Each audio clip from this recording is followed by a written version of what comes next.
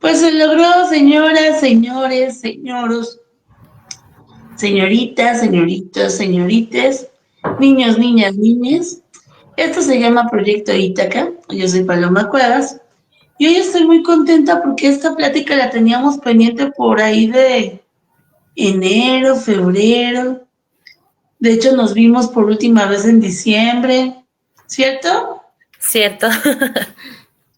Y pues hoy estoy con una persona sorprendente porque es docente frente al grupo, es súper jovencita y me da mucho gusto porque yo empecé a dar clases en 1810 como adjunta de mi profe de inglés en la preparatoria.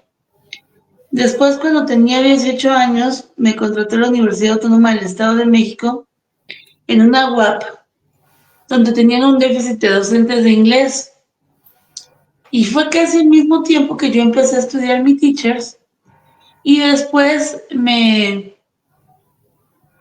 decanté por la psicología y luego vi que no me gustaba y me fui de ahí y entré a estudiar filosofía. Y luego dije, bueno, si a fin de cuentas a lo que me dedico es a la docencia, pues creo que sería muy conveniente, tanto para mis alumnos como para mí, a pesar de ya tener el teachers, estudiar una licenciatura en enseñanza del inglés, porque fui docente 20 y muchos años.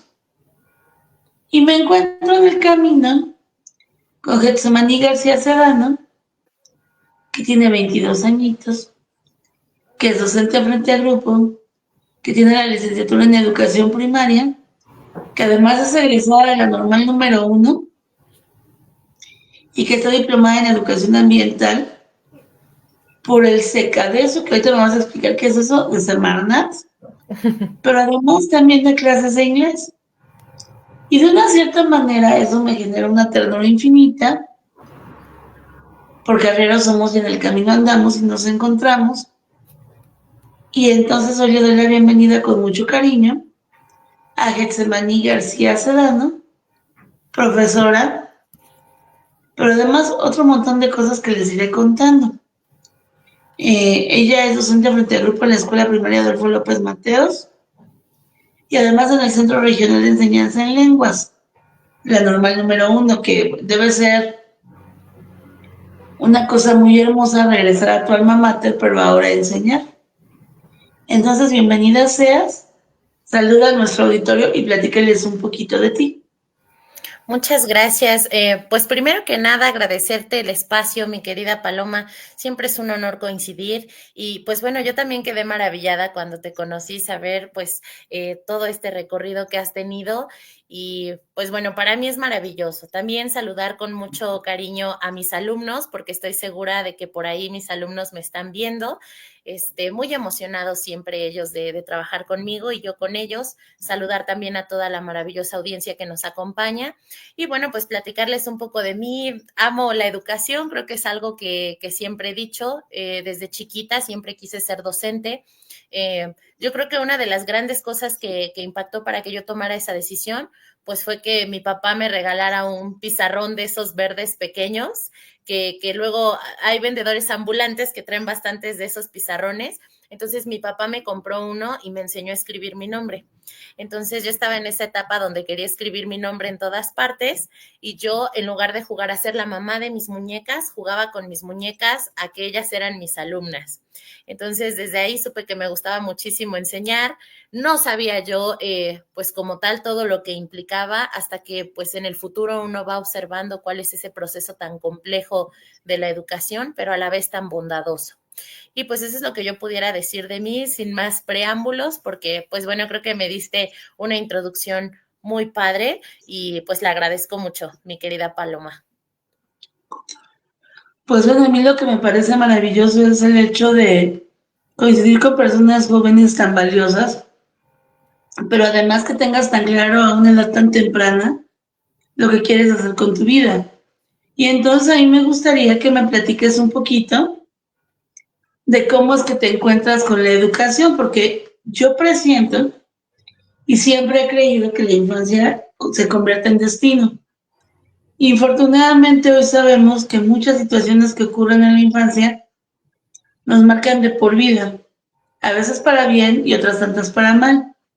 Qué bonito contar con un papá que tenga la capacidad de decir, bueno, en lugar de enojarme porque fulanita se ponga a pintar su nombre por todos lados, haré lo necesario para que ella encuentre un lugar donde sepa que es correcto hacerlo, pero que además se sienta orgullosa de compartir su nombre y que sepa que lo que está haciendo está bien, es valioso y es importante.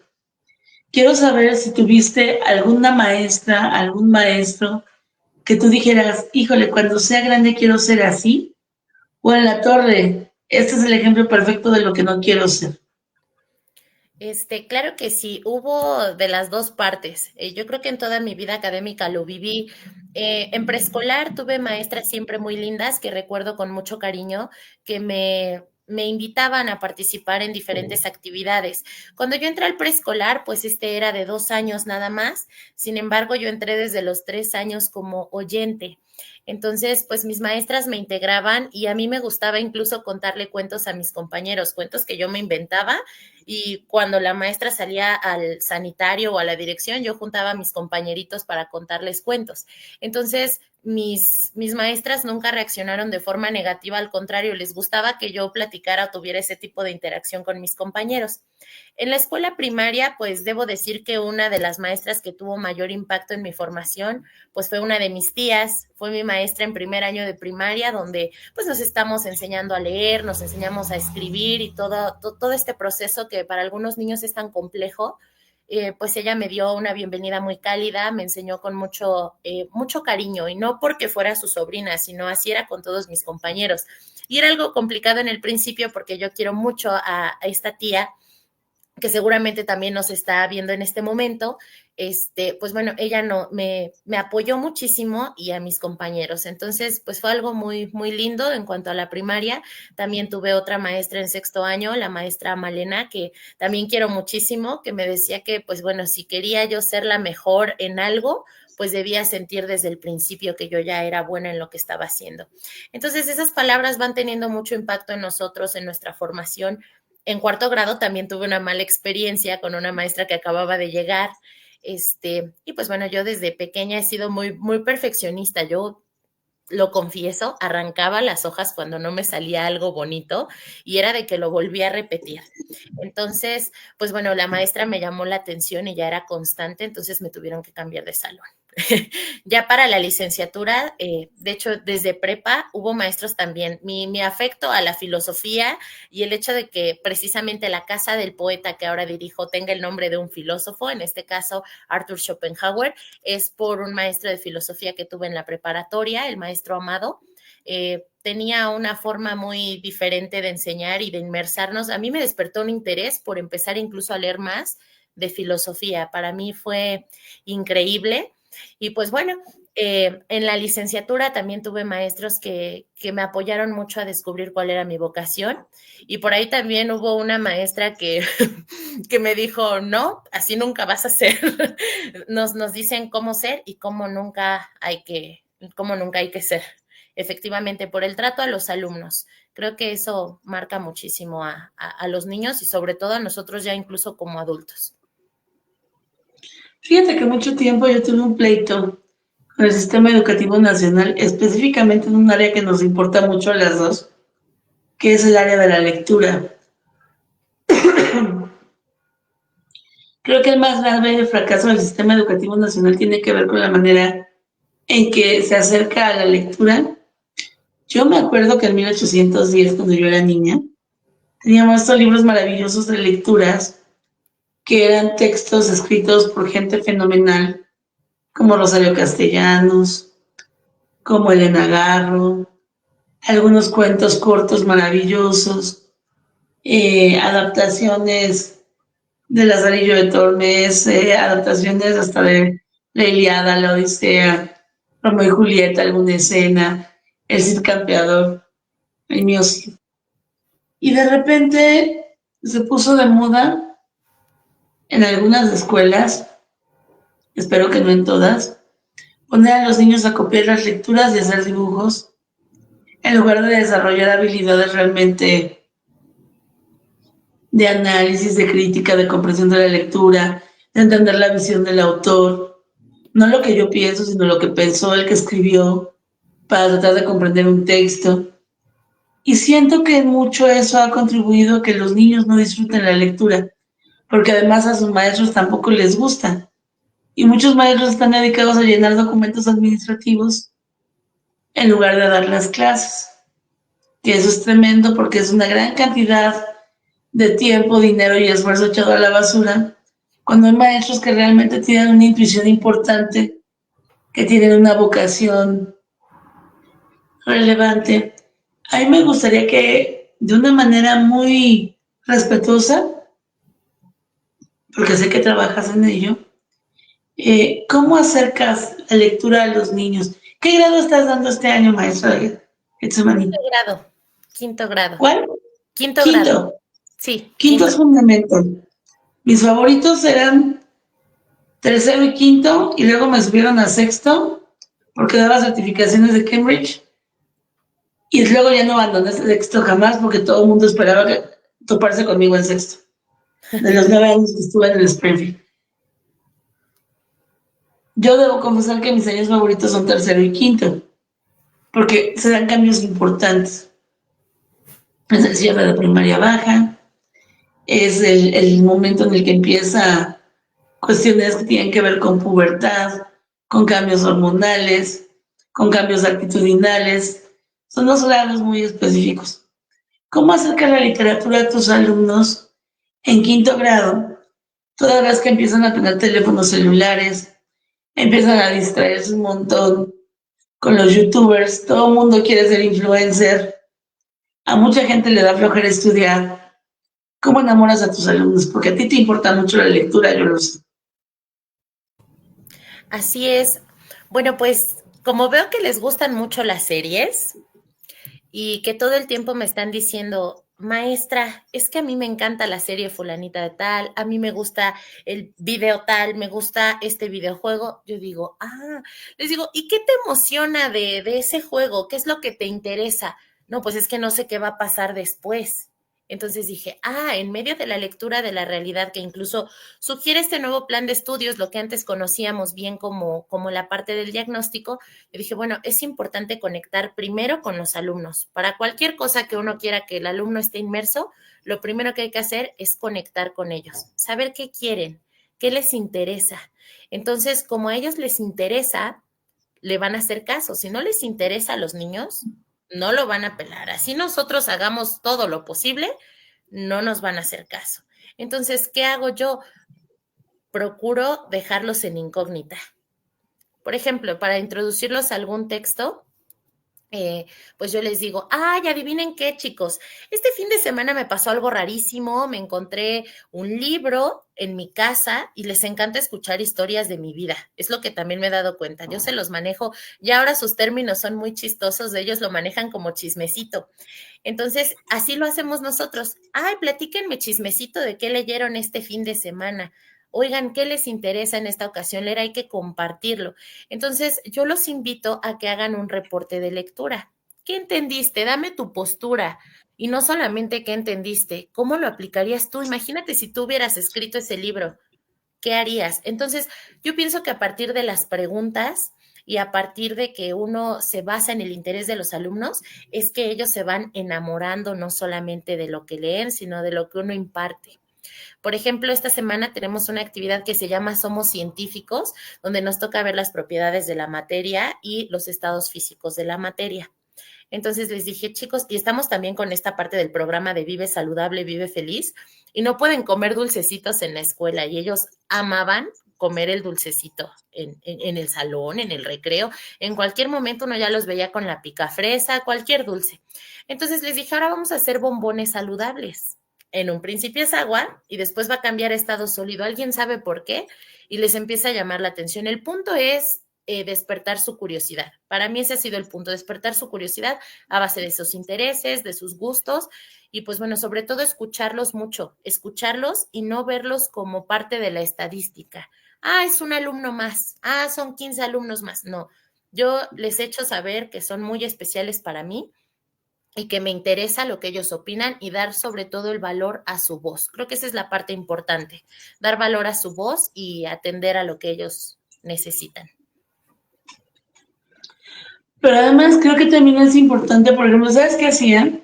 Hubo una vez que teníamos un libro que era maravilloso, se llamaba Manic Maggie, para chavos de tercero de secundaria.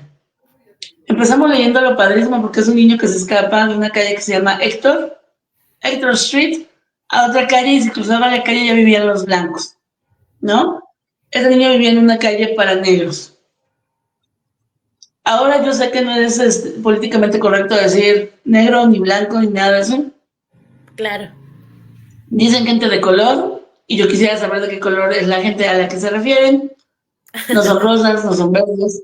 Claro. Si no estuviera de por medio una discriminación y una época tan terrible y tremenda históricamente como fue la esclavitud, el color sería lo de menos, ¿no?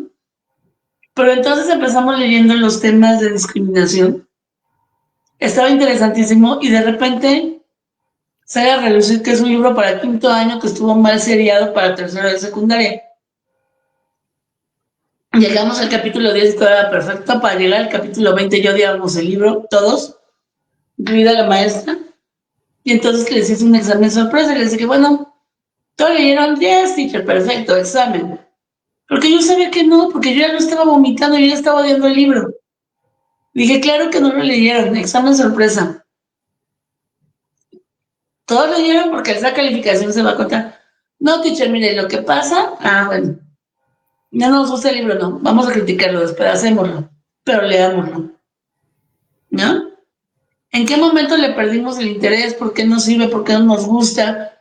¿Qué nos gustaría saber? Bueno, acabamos metidos en el rey Enrique VIII, las 6 esposas, el tema de los piratas. El chiste es que siempre hay una manera de hacer que algo se vuelva interesante. Claro. Cuando el que está enseñando sabe. Y si no sabe, te toca investigar porque también tiene que existir la humildad de saber cuando no sabes. Y está bien. Nadie nace sabiendo absolutamente todo y ahora que el conocimiento es infinito, no nos va a alcanzar la vida para leer todo lo que quisiéramos ni para saber todo lo que nos gustaría. Ahora me interesa preguntarte, en el tema de una lengua extranjera como el inglés, ¿por qué incursionar ahí? ¿Y de qué manera lo quieres incorporar a tu enseñanza cotidiana? ¿O cuál es la relevancia que tú ves en un idioma extranjero?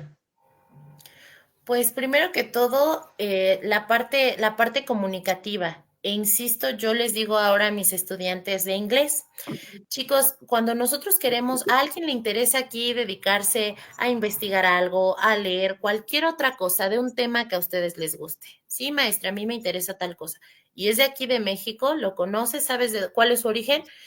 Sí, pero no es de México, maestra, es extranjero, es en otro idioma, en inglés precisamente, y les digo, bueno, ¿y no te interesaría conocer la información directa desde ese idioma? Para mí tiene esa importancia. Cuando hice mi documento recepcional, yo le agarré mucho cariño al inglés, digo, ya tenía esa importancia, pero le agarré más cariño al inglés a partir de que vi que la mayoría de los textos que yo debía leer para tener una buena información para mi documento recepcional eran textos extranjeros. Entonces yo no podía ponerme a traducir, a mal traducir los textos, sino comprenderlos, y eso es algo muy complejo. La comprensión de textos en el segundo idioma, pues es algo más complejo. No es como decir, si de por sí, vamos, la comprensión lectora en el español es compleja, con mayor razón en inglés. Entonces, para mí es obtener la información directa del lugar de origen. Ahí tiene la importancia la segunda lengua, y para mis alumnos, pues he notado también que es conocer el origen de varias cosas que a ellos les resultan interesantes, entre ellos los videojuegos. La mayoría de los que ellos juegan, de lo que ellos juegan, perdón, son extranjeros. Entonces yo les dije, pues configuren su celular en inglés, vean sus películas favoritas en inglés. Todos nos aprendemos, cuando una película nos encanta, los diálogos. Entonces, al verla nosotros en inglés, pues ya sabemos qué es lo que van a decir. Ahora lo tenemos en inglés. Lo mismo con los juegos. Y me dio mucho gusto ver este sábado que uno de mis alumnos llega y me dice, maestra, ¿qué cree? Que ya juego Free Fire en inglés. Ya no lo tengo en español, ya lo pasé en inglés.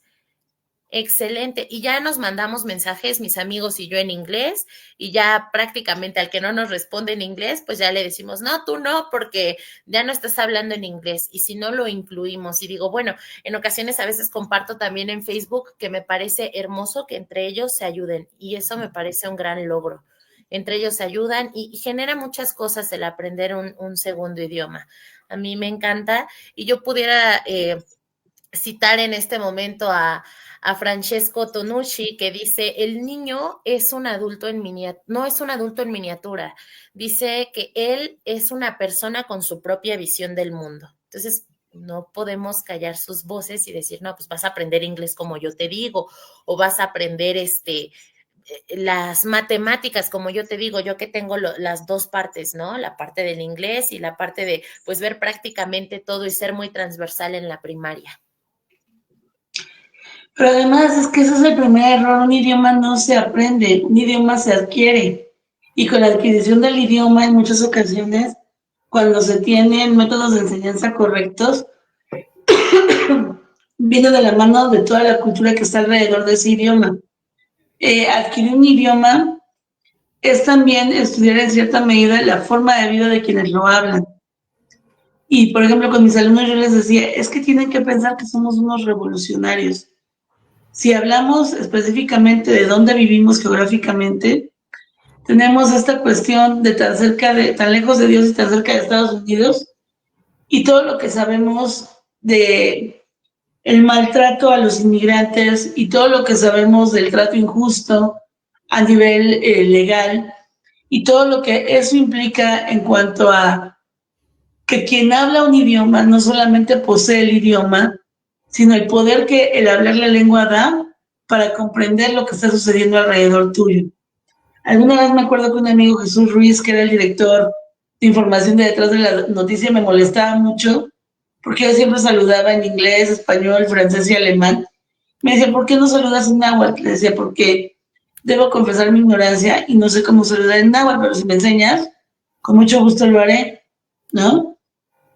Y Claro. entonces, en algún cierto momento, ahora mi reto es aprender náhuatl u otomí, porque tengo un hijo en casa que habla 8 idiomas, Excelente. Galileo, que es estudiante de Derecho, que tiene tu edad, y que yo admiro mucho también esa hambre de conocimiento, que es maravillosa, porque alguien que se atreve a enseñar no puede jamás dejar de aprender. Hace unos días leía a Adriana Velasco, que es una docente que te quiero presentar en la Ciudad de México, y que le voy a pedir que te invite a su programa en Cadena Radio, porque el sol sale para todos. Y ella tiene un programa llamado Mi Segunda Casa, y ahí se hablan siempre temas de educación. Yo acabo de estar con un tema de dónde están los papás, porque todo el mundo estaba muy impactado y escandalizado con la serie de adolescencia. Pues los alcances del chavo en adolescencia tienen que ver justamente con la falta de presencia de los padres en la vida de los hijos, porque parece que nada más fueran incidentales en muchos casos. Ser padre es una labor muy fuerte, yo decía, cuando yo era muy chavita, y te lo paso al costo a ti para cuando suceda, si es que decides que así sea en tu vida.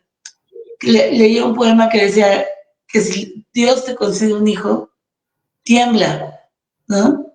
Y luego viene todo el desarrollo del poema y a fin de cuentas es, alguien viene detrás siguiendo tus pasos. No es lo que digas que se debe hacer, es lo que tú hagas. Y en Claro. ese sentido, la palabra es importante, pero el ejemplo arrasa. Ahora yo te pregunto, en este sentido del ejemplo, es la directora de la Casa del Poeta, filósofo Arthur Schopenhauer. Ya medio dijiste que amas la filosofía, cosa que me encanta, pero ¿por qué meterle el nombre de una casa del poeta a un filósofo? ¿Cuál es la vocación de esa casa del poeta? ¿Y de qué manera pretendes, si es que lo haces, porque no lo sé, por eso estoy de preguntona, que esta casa del poeta tenga impacto tal vez hasta en tus alumnos? Como docente nunca sabes hasta dónde va a llegar el impacto de tu posibilidad de tocar el futuro. Platícame, por favor. Bueno, pues yo decidí que tuviera el nombre de este poeta porque, pues bueno, cuando el maestro Francisco Estrada, a quien aprecio enormemente y que también saludo con mucho gusto desde aquí, este, me dijo, Getsemaní, vamos a abrir tu casa del poeta. Escoge un buen nombre, escógelo, porque a partir de ahí es el propósito que va a tener tu casa del poeta. Entonces yo dije, perfecto, mi propósito es guiar también a los alumnos, no solo a los alumnos, a la audiencia, a las personas que se rodean de mí y yo de ellos, a la reflexión. La parte de la reflexión siempre me parece muy interesante y muy importante. La reflexión, la introspección y saber que, pues bueno, estamos en un medio social que en ocasiones puede parecer complejo. Hay una parte en el juramento normalista que dice, vivo en tiempos de caos, de envidias intelectuales, de compulsiones caóticas, de hostilidades inaceptables, pero a la vez en un mundo lleno de esperanza y de fe. Creo que ese fragmento del juramento normalista resuena conmigo y digo, constantemente hay que estar reflexionando lo que hacemos y lo que decimos, pero más lo que hacemos. Efectivamente, comparto la idea contigo de que podemos decir muchísimas cosas, pero lo importante es lo que hacemos y lo que dejamos en las personas. Y pues bueno, yo toco ese tema porque pienso que la filosofía es una parte clave, al menos lo ha sido en mi vida, para reflexionar, para hacer diferentes ejercicios de introspección sobre mi persona y sobre esos cambios que voy haciendo a lo largo del tiempo, porque te puedo decir que ya no soy la misma Getsemaní que se empezó a interesar por la filosofía en la prepa, ya no soy la misma Getsemaní que dijo de chiquita, ¿no? Yo voy a ser maestra. Afortunadamente, han venido cambios, han venido circunstancias que he vivido que me permiten ver las cosas de una forma diferente y no diferente pesimista, sino diferente con amplitud. Y eso es lo que yo he encontrado en la filosofía, una parte de reflexión, una parte de cambio y esa parte de innovar en uno mismo. Entonces, y yo amo la palabra introspección. No solo la amo por lo que significa, sino por lo que representa en mi vida y cómo yo lo practico. Platicaba también en su momento con este maestro de filosofía de la preparatoria que tuve, que a lo mejor los filósofos no siempre practicaban lo que ellos escribían o las ideas que ellos proponían. Sin embargo, pues uno decide qué hacer con esa información y eso es lo que yo pretendo transmitir a partir de esta casa del poeta, sino no solamente leer, no solamente recibir, sino qué hacemos ya con esa información que recibimos, cómo la voy a transmitir, cómo la voy a aplicar y si la aplico, cómo la aplico. Yo puedo crear mi propia teoría, ¿qué puedo hacer con ella? ¿A quién se la voy a compartir? Hay poemas muy bellos que me encantan y pues decir, bueno, ¿cómo llevo a la reflexión este poema? ¿Qué estaba sintiendo la persona que lo escribió? Y en ocasiones a mí me gusta romantizar las cosas porque amanezco increíblemente enamorada de la vida, que hasta cuando veo salir el sol me parece bellísimo. Ver la escuela donde estoy me parece hermoso y hasta le tomo fotos y digo, esto es bellísimo, debería escribir sobre eso. Entonces, eso es lo que pretendo transmitir a partir de la casa del poeta, filósofo Arthur Schopenhauer, que podemos reflexionar todo lo que leemos y hacer ejercicios de introspección con todo lo que hacemos y con lo que decimos también. Me gusta. Y ante esta cuestión de abrir los horizontes y las posibilidades, ¿cómo se mantiene la vocación intacta ante los retos de la modernidad? Ay, yo creo que eso es algo Ay, muy interesante. La verdad, yo insisto, ser docente hoy implica mucho más que los contenidos que se abordan en el aula, implica incluso, siento yo, más que ser guía, acompañante, un creador de experiencias significativas. En un mundo cambiante, líquido y volátil, como lo define Simon Bauman, que me encanta también en su concepto de modernidad líquida, eh, pues creo que la vocación debe renovarse constantemente desde la pasión y el compromiso, sobre todo el compromiso.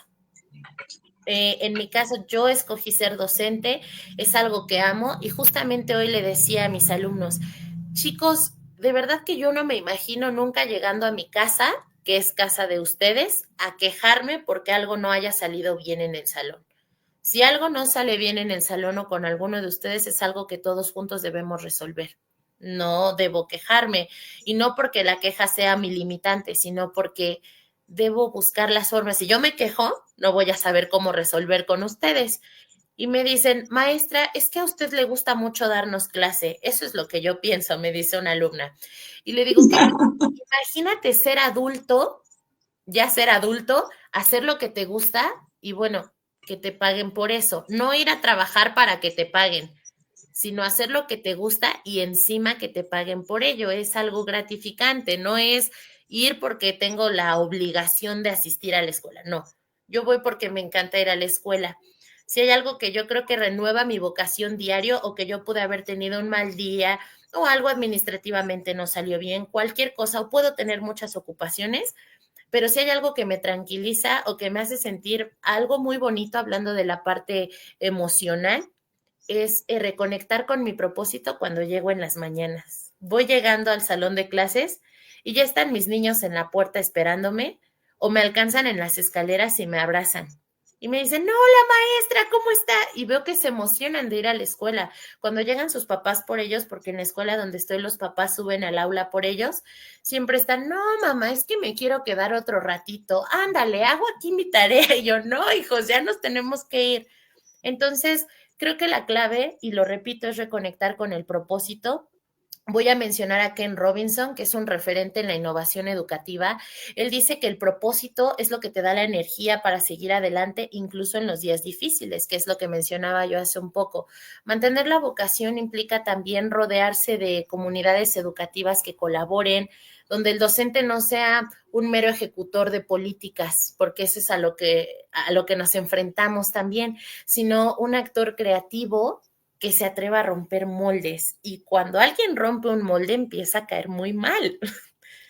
Es lo que yo he observado, a construir con otros, a compartir con otros docentes e ir modificando ese chip que tenemos de seguir haciendo lo mismo, lo mismo, lo mismo, porque a mí como docente me resultó más fácil, porque a mí como docente me resulta más cómodo seguir haciendo lo mismo a hacer algo diferente. Y pues bueno, yo Pero qué creo que... hermoso es incomodarse. ¿Mandé? Qué hermoso es incomodarse cuando tiene que ver con el disfrute de los chavos. Yo me acuerdo cuando hacemos, por ejemplo, química en inglés. ¿Cómo le vamos a hacer? Vamos a hacer mezclas. Traje 2 licuadoras y vamos a hacer malteadas. Y ahora vamos a tomar nuestra malteada en tal lugar y vamos a compartir en inglés. Y vamos a hacer de vez en cuando el restaurante en el salón. Y el que no hable en inglés, pues qué pena porque no comerá. Entonces, esa es una necesidad real cuando vas a Estados Unidos, cuando vas a Inglaterra, cuando vas a Australia. Si no sabes expresarte, te vas a quedar sin comer o comerás lo que te den. Así es. Entonces se vuelve una necesidad de vida o muerte que se escucha como muy chistoso de lejos. Pero cuando los chavos lo están viviendo y ves cómo se ayudan, cómo se apoyan, cómo salen adelante, cómo resuelven, ¿Cómo es les genial. emociona? Yo considero que te escucho hablar y me provoca mucha ternura porque siento que si todos los maestros pudiéramos mantener ese espíritu idealista frente a la adversidad de la realidad, porque no vamos a mentirnos, hay muchas cosas que hacen que muchos maestros pierdan las ganas de ser maestros Claro. y se convierten nada más en chambistas. Y entonces tenemos, híjole, pues simple y sencillamente el desquicio que está ocurriendo en Ciudad de México hace unos días, y los que somos maestros entendemos las quejas de los que se quejan.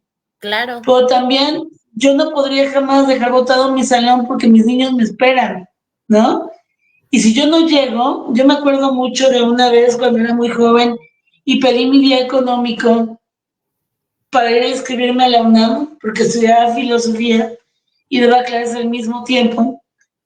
Y yo falté ese día porque tenía derecho a faltar y porque soy muy responsable. Y vino un papá a reclamarme que no hubiera ido porque su hija regresó completamente infeliz a su casa porque su maestra no le dio la clase.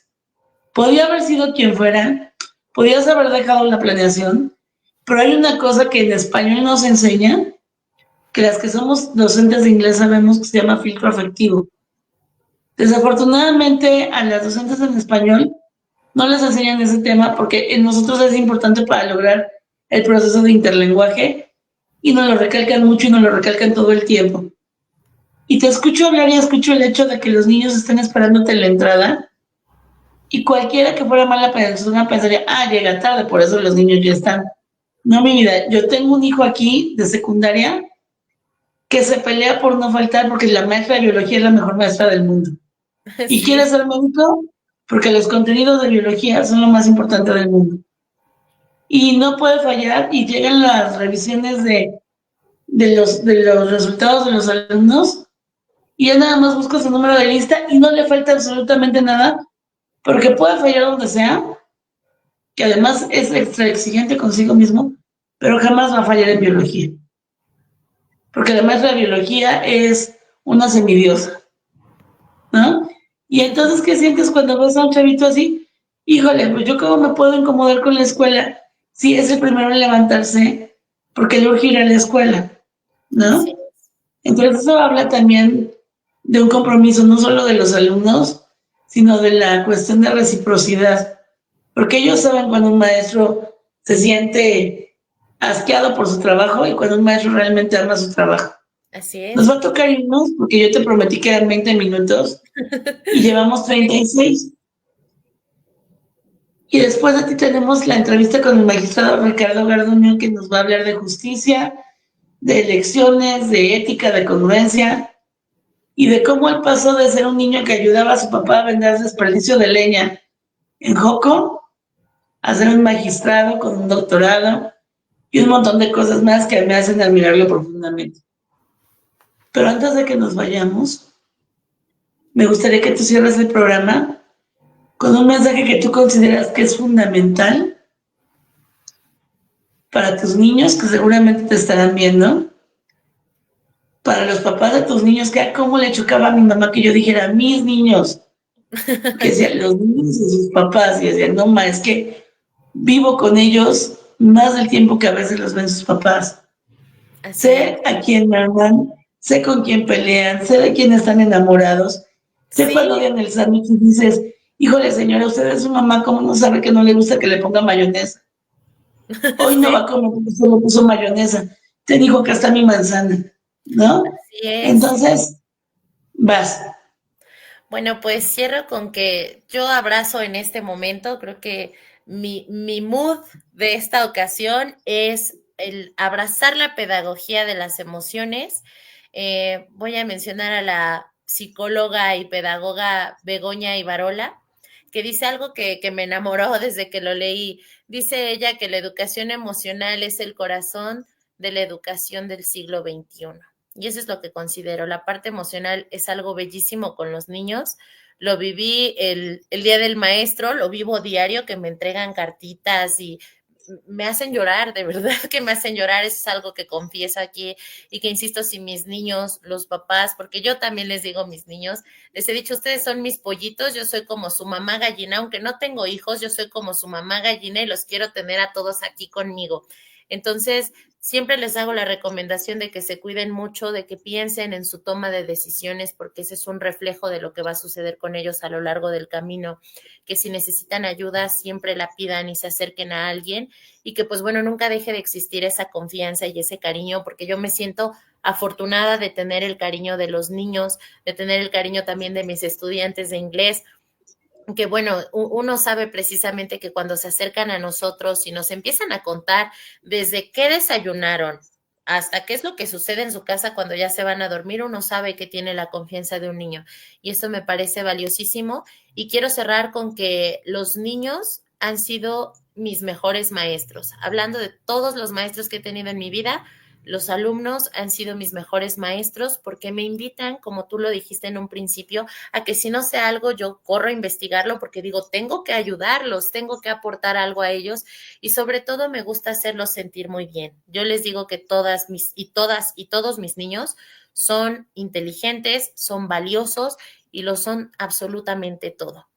Entonces he notado ese ambiente de alegría en mis salones, cuando comparto con mis alumnos, noto que se sienten bien con ellos y que cuando hay algo que no están bien, siempre me dicen, maestra Getsemani o maestra Getsi o Miss Getsi, ¿me permite 5 minutos, por favor? Y eso es algo que he visto un cambio enorme desde septiembre, que solo se quedaban sentaditos y me observaban, hasta ahorita que ya me dicen, maestra Het, si me permite 5 minutitos con usted, es que le quiero contar algo. O al grado de que, como precisamente lo mencionaba, se acercan a mí y me dicen, maestra Het, si le escribí una carta al niño que me gusta, mire, y me enseñan. Y yo, cielos, no le digas a nadie, porque todos lo van a saber, pero es bellísimo, de verdad que si mis niños están viendo esto, si sus papás lo están viendo, los quiero muchísimo, aprecio muchísimo todo el trabajo y el esfuerzo que hacen los padres de familia en el grupo donde estoy, porque los niños tengan ese acceso a la educación y que siempre valoren toda esta parte bondadosa de la educación, que es maravilloso, es algo que amo y que por supuesto, como una de mis metas personales, es seguirme preparando para dar siempre lo mejor de mí en las aulas o en cualquier lugar donde yo esté. Siempre voy a velar y trabajar por toda esta parte de la educación. Y saludos también a mis maestros de la normal, de todos mis años académicos que me están viendo por este medio. Y pues muchas gracias, mi querida Paloma. Esto ha sido maravilloso charlar contigo. Yo creo que podríamos hacer una entrevista de 10 horas y no terminar. y es maravilloso hablar de educación y más aquí contigo. Pues para mí también ha sido un gusto. Ojalá que hubiera más maestros así de comprometidos y de enamorados de su carrera. Decía Confucio que escojas algo que ames y así no tendrás que trabajar nunca.